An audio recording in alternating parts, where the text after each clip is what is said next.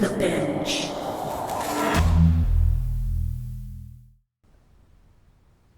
Okay, this is the first question I have. Okay. Where are we? Oh. You mean I have to talk about Grey Gardens? Yes.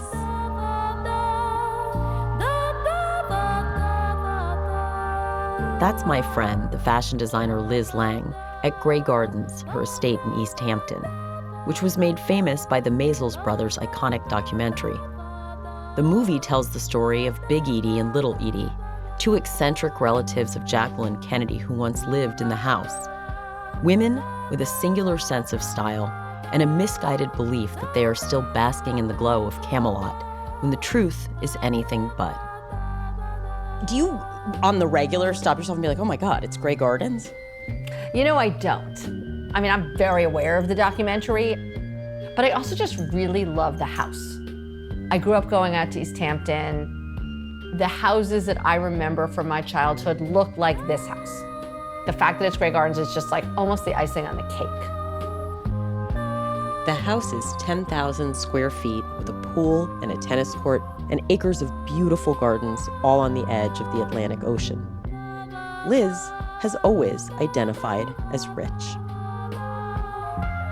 When I was growing up, I thought that we were the richest family in the United States. And it felt impossible that it would change, absolutely impossible. But just like the women in the movie Grey Gardens, what Liz expected from life and what her life turned out to be are two very different things.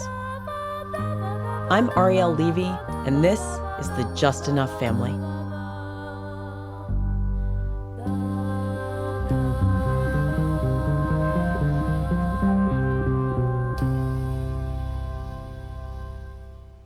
If I were to say to my mother, are we rich? She'd say we're comfortable. But our private plane was a 727. We had a very large helicopter that we would take to the plane. Both my parents had their own car and driver. We had a very large apartment. We had a house in East Hampton. We had a different country house in Bedford. We had a ski house in Aspen. It was just very it was unusual. All this wealth was thanks to Liz's uncle, Saul Steinberg, who made a fortune in the 60s, 70s, and 80s as a corporate raider with help from his little brother, Bob, Liz's father. Saul spotted a hole in the market for leasing office equipment and turned it into his first successful company, LeaseCo. It doesn't sound like much, but it was the beginning of an amazing run that created the Steinberg family fortune. He was the richest self-made person in the United States under the age of 30, by the time he was like 27. And he was supporting the entire family, my grandfather, my grandfather's brother, all his cousins, all his siblings, and everybody kind of worked for him. Or you could say that he worked for all of them. All the Steinbergs had lavish lifestyles because of what Saul accomplished. And they all lived on top of each other in a kind of opulent shtetl. But Saul lived the biggest. Jewish rich was new back then. Not for German Jews, but we were part of this other wave. German Jews were almost like wasps. They had made money like the Loebs and the Warbers, but they were like very understated. And then came this group of, I guess, Russian Jews. My uncle was part of it. Very, very, very loud, very showy. And my family lived very similarly to that. And I was very well aware of the fact that if you were going to say, hey, my friend Liz is joining us, you'd probably back then have said, Liz's family is crazy rich. I think if you had taken a poll in college and said, name the girl who is least likely to ever have a job, I would have said, oh, that'd have to be Liz Steinberg. That's the designer Jonathan Adler, who became friends with Liz at Brown University. They've been close for 30 years. Probably she'll do an internship for a minute, marry a rich dude, live the life she's supposed to live. So I thought when she was doing the maternity line, I was like, that's great. Go for it. It seemed like a super appropriate, cute kind of Lucy and Ethel starting a biz kind of a thing.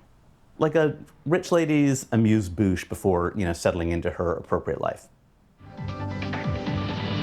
Liz Lange Maternity has revolutionized fashion for expectant mothers. The clothing line infuses maternity wear with high fashion. Liz Lange started the company nearly 10 years ago to provide comfortable maternity clothing for her friends. Now she sells her clothes in high-end boutiques and provides a more modest line as a designer partner for Target.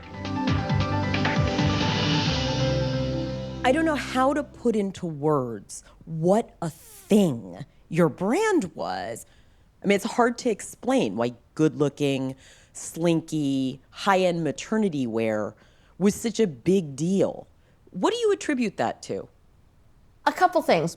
The whole kind of fetishizing of motherhood was just happening at the same time that I started my brand, like mommy groups and mommy blogs. Is that what led you to start the brand, that No. you noticed that happening? I was not pregnant myself when I started the brand, which is super weird. But I was thinking about it, and I noticed that my friends were all getting pregnant, and they are all complaining.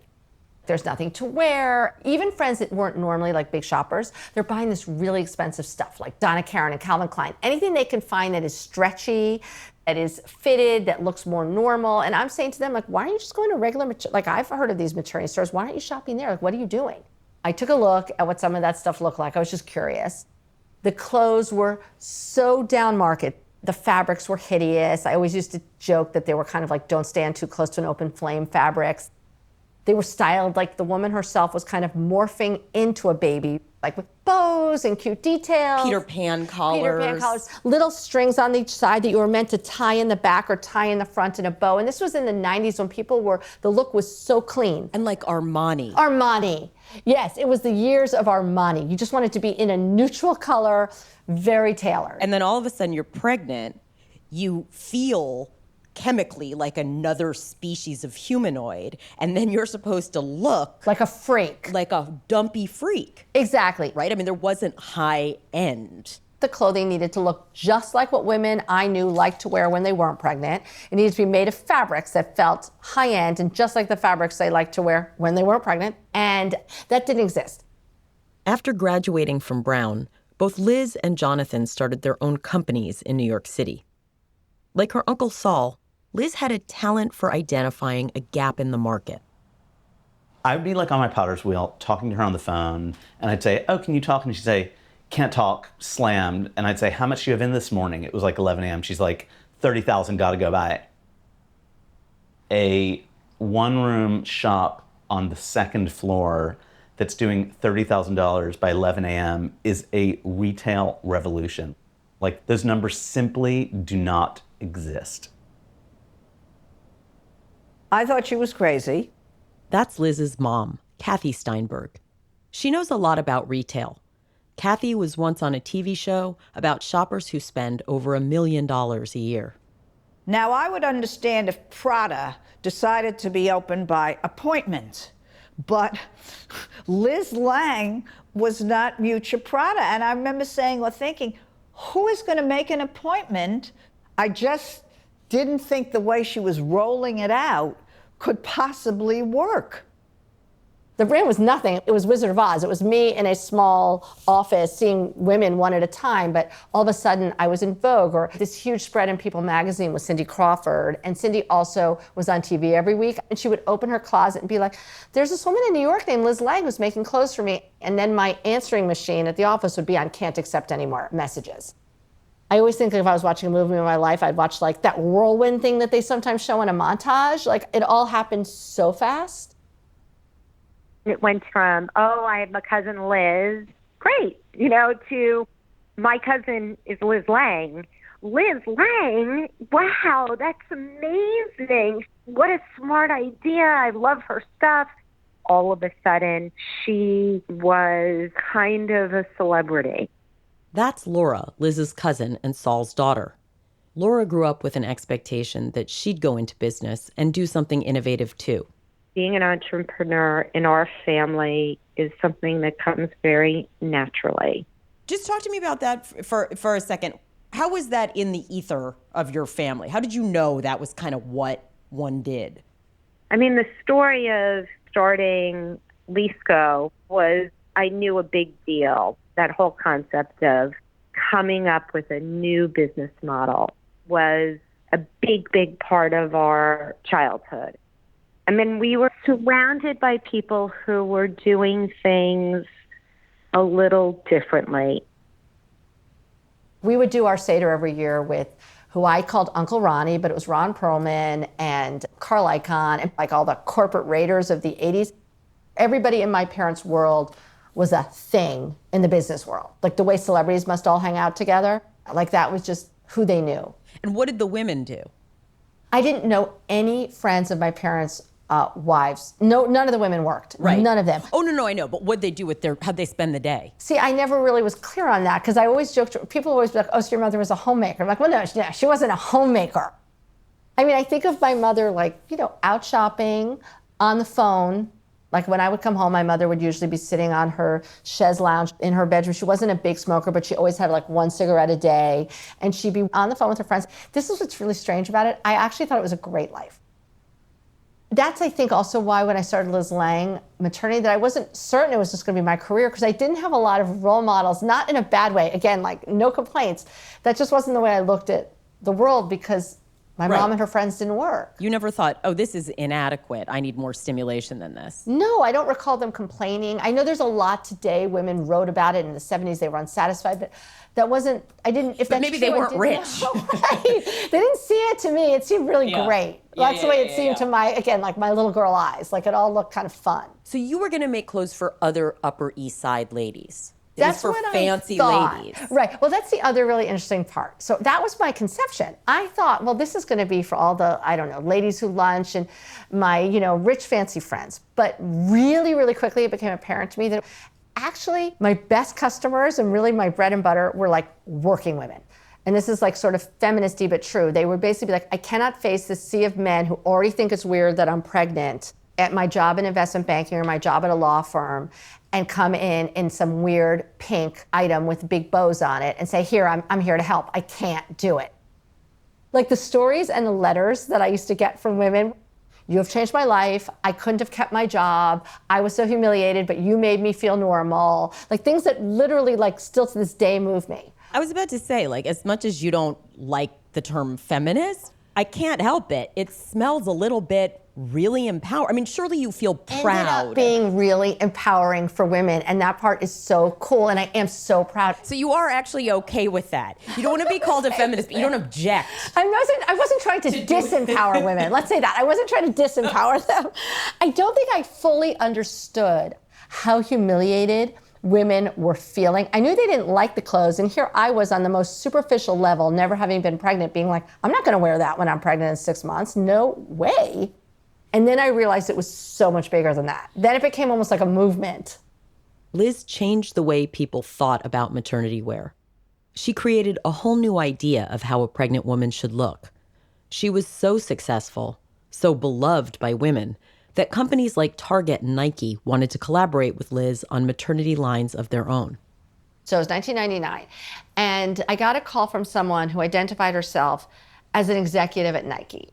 And the head of like Nike Women's basically said, we are having trouble at Nike, like we're having trouble with female customers. So I was thinking like, you are? We're having trouble with female customers, so we've been doing a lot of market research about who the female customers trust the most. I'm thinking like, I don't know, Tampax, like what's the most trusted brand? And they were like, and your name keeps coming up. And that was like such a crazy moment, almost like I was being punked. And you didn't even have a store yet? No. I had an office where people could come see me by appointment, literally. While Liz's star is rising, she also becomes a mom. She has 2 children, Gus and Alice, with her first husband, Jeff Lange. And basically, everything is going her way. Her life is exceeding her fantasies. Looking back on it, it was so cool. That might have been like when I think about like the apex of everything. I was very happy. Things were great. I had a 1-year-old daughter and a 3-year-old son. It was the summer of 2001. I was preparing for my first ever runway show, which was huge, like absolutely huge, indescribably so. I had that date circled on my calendar. I was going to be part of this New York Fashion Week, doing the first ever maternity fashion show. Real models who just happen to be pregnant. Famous models who happen to be pregnant. Exactly. Everything about it just like a regular show, but it just happened to be a maternity show. Leather, lace, and everything in between, it is all moving down the catwalk at Fashion Week in New York. And CNN's Gail O'Neill has been braving the crowds to see what some of us, at least, are going to be wearing, maybe the most pregnant of us. Morning, Gail. Morning, Carol. I'll tell you, this is the biggest media crush I've seen so far, and it's all over maternity wear. I'm backstage at the Liz Lange maternity show, and it's rock and roll back here. We have media from all over the world. There's been huge buzz surrounding the show. Here we have the designer, Liz Lange herself. Liz, tell me, why is it so important for women to shop for this very small window of their lives? Because you know what? It's not such a small window. It's 9 months, and then it's a few months when you're trying to get your body back. And it's, you're talking about almost a year. Why would a woman want to take a year off of looking fashionable, feeling pretty, feeling great, feeling sexy? She needs to celebrate this time. Every media outlet that you can imagine, the way you're here right now with a microphone, was there trying to shove a microphone in my face every minute, like crazy. And I thought, this is my moment. This is like the Oscars. But I noticed that like halfway through the show, I can see, because I'm standing backstage, that the CNN TV cameras and the Good Morning America TV cameras are literally just racing out of the tents. And then I will never forget that I walked out onto the street and the world had changed. This just in, you were looking at obviously a very disturbing live shot there. That is the World Trade Center, and we have unconfirmed reports this morning that a plane has crashed into one of the towers of the World Trade Center. The CNN Center right now is just beginning to work on this story. For thousands of New Yorkers, September 11th was a personal tragedy. For all of us, it was a day that separated life into before and after. It started like the best year of my life, and it ended, I'd say, like the fourth quarter of that year, the worst time of my life. Everything that I thought was just a given became not a given. Everything, my health, my finances, my business, my family. That year was like Perestroika. I was 35, and I was beyond completely fine. Like there was nothing wrong, zipping through life, like a barrel of energy. But I had had like a weird pap smear that didn't even register in my mind as a problem. Cut to, it's Columbus Day. And I see I have a message from my OBGYN saying, hey, Liz, we're trying to reach you. And at that moment, it was like my heart stopped. I was like, they would never try to reach me on a holiday unless something was terrible. So I, almost with my hand shaking, called back my doctor. And I'll never forget, he just picked up the phone and said, well, I don't have good news. He said, you have cervical cancer. And I was like, this is embarrassing, but I barely knew what cervical cancer was. I had a radical hysterectomy. I was in the hospital for weeks. I underwent chemotherapy and radiation, and they did them at the same time, which is extraordinarily debilitating. I was sick and I was tired and I was so scared, and I was scared both of my own death and of other people finding out. It was at the time where I was probably the most well-known. And for some reason, radiation was 7 days a week. So I went every single morning at like 7 a.m. down to the basement of Mount Sinai. When you got there, you would check in. Like you'd say, I'm Liz Lange, I'm here for radiation. And so when it was your turn, they would call out your name. So one day I was down there, and when the receptionist called out Liz Lange, a lot of heads kind of whipped her. Like it was a moment. And I thought to myself, oh my God. I still remember it. Like I can picture that moment. Word was somehow going to get out that I was sick. I didn't want people in my world and in my office, in my business life to know, because everybody would think I was dying and totally lose confidence in the business. I hated the idea that people would feel sorry for me. It was way overdone, but that's the way it felt. What is so ghastly about the idea of people feeling sorry for you? Yeah, I don't totally know why, but I always was very aware of the fact that there was a lot on paper or from the outside world about my family that looked very charmed. Not that things were so terrible. They weren't. But the reality, like every reality, wasn't exactly sparkly. I just knew that things weren't exactly as they appeared. And I became overly invested. And this is probably not what you were looking for. It's like a too deep of an answer. But I became overly invested, which I was really never able to shake, in the idea that even if things aren't so good, at least let them look good. At least let people from the outside be envious. Feeling sorry for me would be the opposite of what I was used to, where everyone's like, oh, like Liz Steinberg, have you seen her apartment? And it was just a lot of buzz around us. And at that same time period, that is the time period that my family is losing its money. I don't remember where the repo man coming to my door fits in, but I've got to imagine that I'm home from the hospital in the middle of my chemo and radiation when that happened. And what did that look like? I had bills, American Express bills and other things that I sent to my father's secretary at his office because that's what I did. And then a couple times, bills weren't getting paid, as fast as I would have wanted them to. And I was calling my dad's secretary, what's going on? And she was like, no, I'm gonna pay it. I'm just paying this one first. And I was thinking paying it first? Well, just pay them together, okay? Because this is weird. Then one day, I'm in my beautiful big apartment and there's a knock on the door. And it's some strange guy who I think, because I don't think I knew the word prior to that, is looking for me and he's repossessing my cars. And I was like, there has been a big mistake. You just need to call my father. I was that person. I'm not that person today, but this is literally impossible. The next thing I knew, my dad wasn't paying any of these things. At that point in my life, my husband was making some money. I had Liz Lange maternity, but the lifestyle we were leading was bigger than that. It was a really tense time. I had cancer. We've got a 3-year-old and a 1-year-old. The business that had been the family business, the multi-billion-dollar business, was publicly going bankrupt and literally disappearing before our very eyes.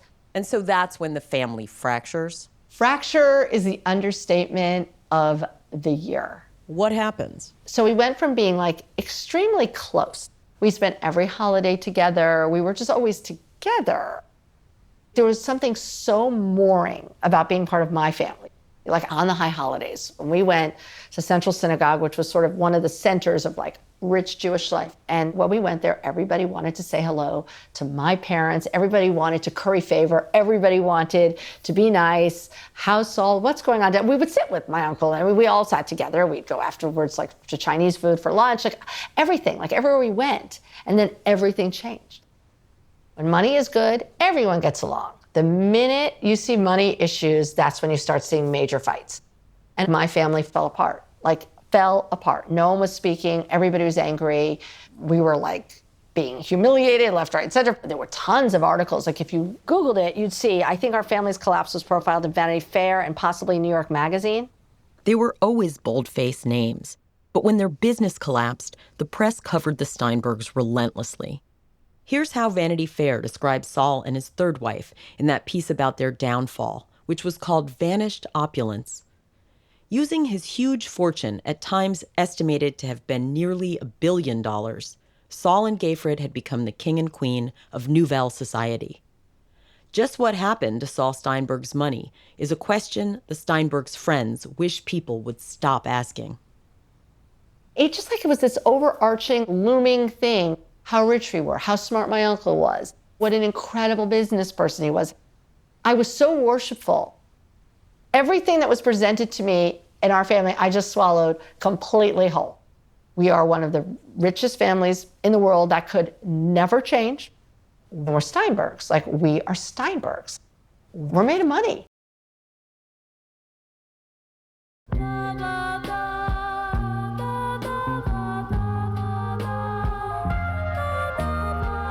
When I was a child, I always felt like things felt strange and a little out of control, even though I don't know that I could put my finger on it.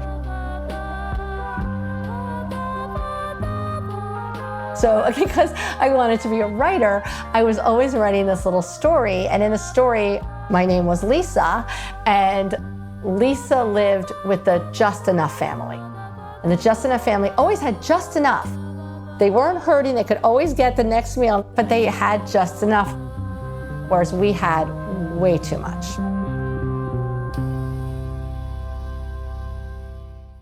The milk is sour, I've barely been to college and I've been doubtful. The Just Enough family is co-created and written by executive producer Melinda Shopson, that's me, and Ariel Levy. Our editor is David Klagsbrun, and our other executive producer is Laura Mayer. We had additional help from archival researcher Laura Coxon, fact-checker Davi Kurtaba, transcriber Elijah Grossman, and assistant editor Allison Sirota. Our music supervisor is Jasmine Flatt, and the show is mixed by Christopher Cook. For a transcript and full credits, please visit our website, thejustenoughfamily.com.